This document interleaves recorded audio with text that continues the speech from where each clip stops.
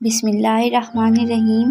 السلام علیکم ناظرین۔ آپ ماں کہلانے کی حقدار نہیں، آپ نے تو اپنے ہی بیٹے کا گھر اجاڑنا چاہا، میری بیوی کو پاگل کرنے کی دوائی دیتی رہی، حتیٰ کہ اس کی جان بھی لینے کی کوشش کی، یہ جانتے ہوئے بھی کہ مجھے اس سے کتنی محبت ہے، اس کے بنا میں کیسے رہ پاتا۔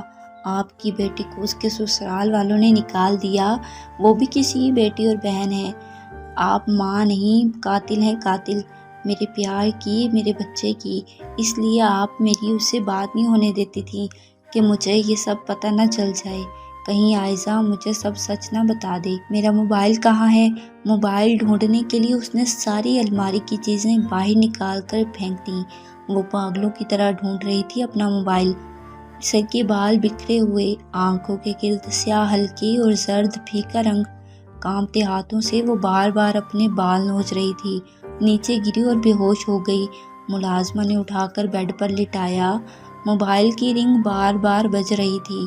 موبائل سائڈ ٹیبل پر رکھا تھا، مگر آنکھوں کے سامنے اندھیرا چھا جانے کی وجہ سے وہ سمجھ نہیں پا رہی تھی کہ موبائل کہاں ہے۔ وہ پاگلوں کسی حرکتیں کر رہی تھی، وہ آہستہ آہستہ اپنے ذہنی توازن کھو رہی تھی۔ بیٹھے بیٹھے کبھی زور سے روتی تو کبھی غصے میں چلاتی، جو ہاتھ میں آتا اٹھا کر سب کو مارنے کو دوڑتی۔ آج تو اس نے اپنے بیٹے کا سر پھاڑ کر اس کو واش روم میں بند کر دیا۔ ملازمہ بھی ڈر گئی، ساس تھی گھر میں اور ایک نند، ان کا تو سیر سپاٹے اور شاپنگ سے ہی دل نہ بھرتا۔ وہ ہر روز بازار جاتی اور تھیلے بھر بھر کر گھر لاتی۔ عائزہ پر انہوں نے ہر طرح کا ظلم ڈھایا۔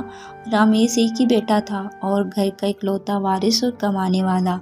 سسر کی تو بہت پہلے ہی ڈیتھ ہو گئی تھی۔ رامیز دبئی میں کسی کمپنی میں ملازمت کرتا تھا اور ماں اور بہن کو ہر مہینے اچھے خاصے پیسے بھیجتا تھا، مگر پھر بھی ان کا دل نہیں بھرتا تھا۔ رامیز کو وہ بیوقوف بناتی رہیں کہ ڈاکٹر اس کا علاج کر رہا ہے، جلدی عائزہ بالکل تندرست ہو جائے گی، اگر تم واپس آ گئے تو اس کا علاج کیسے ہو سکے گا۔ رامیز بیوی کی محبت اور اس کی بیماری سے پریشان اسے اس حالت میں نہیں دیکھ سکتا تھا، اس لیے چھٹی لے کر نہیں آیا تاکہ بیوی کا اچھے سے علاج ہو سکے۔ ماں اور بہن ہر روز تسلی دیتی اور ویڈیو کال پر سب دکھاتی کہ ہم اس کا بہت خیال رکھتے ہیں، تمہیں پریشان ہونے کی ضرورت نہیں۔ رامیز ماں اور بہن کا مشکور تھا کہ وہ اس کی غیر موجودگی میں عائزہ کا ہر طرح سے خیال رکھتی ہیں۔ ماں بیٹی عائزہ کے علاج کے بہانے سے ہر چوتھے دن رقم منگواتی اور خوب مزے کرتی۔ رامیز کو گھر سے گئے 1 سال ہونے کو تھا۔ اس نے جب بھی گھر آنے کی خواہش ظاہر کی تو ماں اسے روک لیتی تاکہ وہ اپنا کام تسلی سے کر سکے۔ وہ عائزہ کو بالکل پاگل کر دینا چاہتی تھی تاکہ اس کا بیٹا اسے خود ہی فارغ کر کے دوسری شادی کر لے۔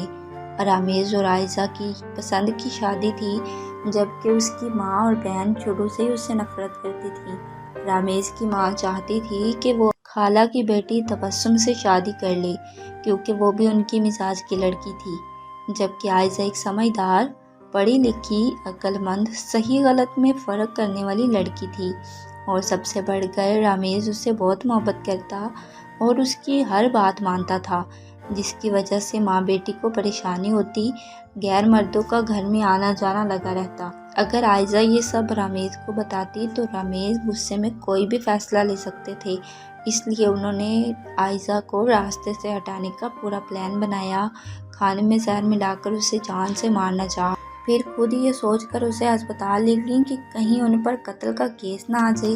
ڈاکٹر کو اس نے اچھی خاصی اماؤنٹ دے کر اپنے ساتھ ملا لیا۔ عائزہ کا بچہ اس دنیا میں آنے سے پہلے قبر کی مٹی تلے دفنا دیا گیا۔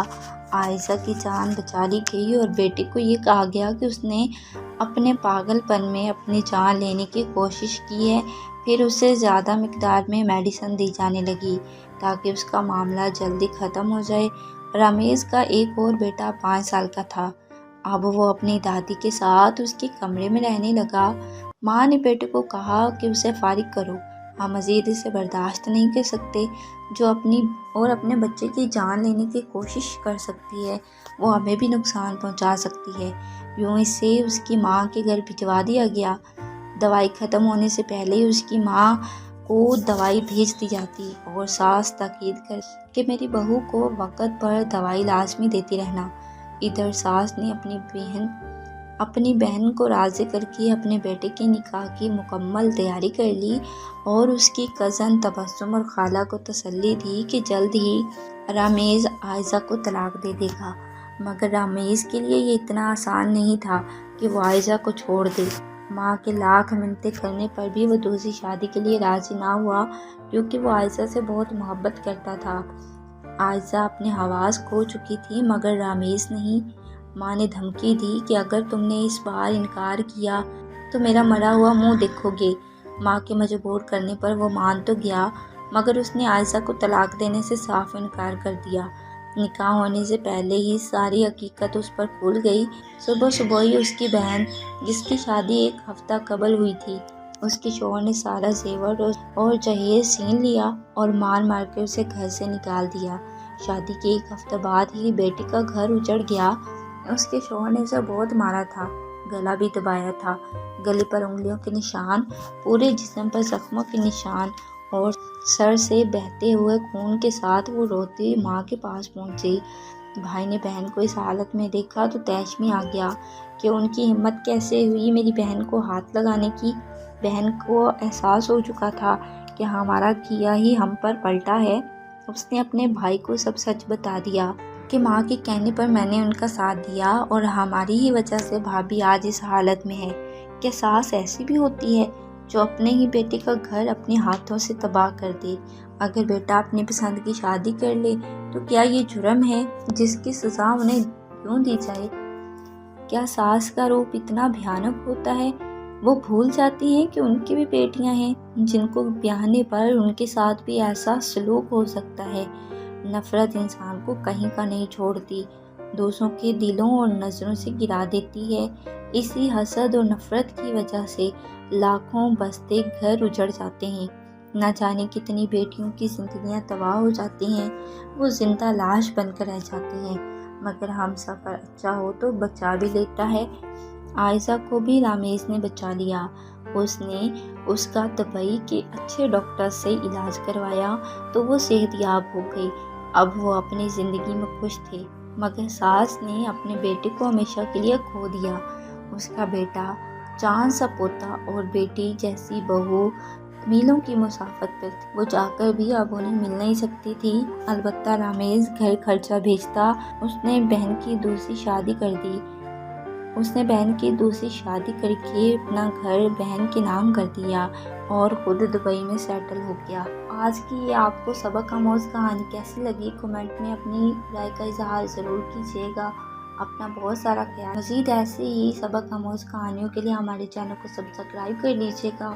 اپنا بہت سارا خیال رکھیے گا۔ اللہ نگہبان۔